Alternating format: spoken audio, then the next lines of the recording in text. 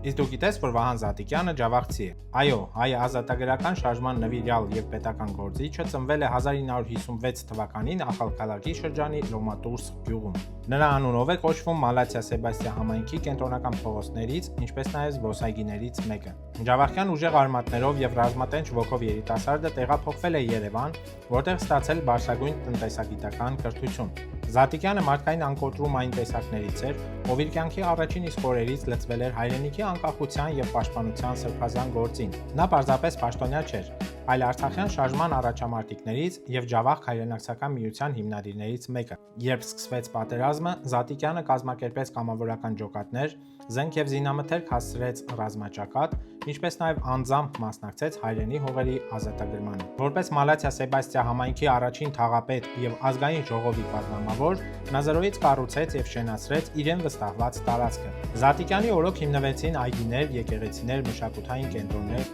իսկ նրա անմիջական մասնակցությամբ կանգնեցվեց Արցախյան առաջին պատերազմի զոհերի հիշատակը հավերժացնող հուշահամալիրը։ Նա ապրում էր ժողովրդի ցավով եւ հոգսերով։ Վահան Զատիկյանը հայրենասիրության, կազմակերպչական մեծ տաղանդի, ինչպես նաեւ ջավախցու անկոտրում թասիբի խորհրդանիշն է։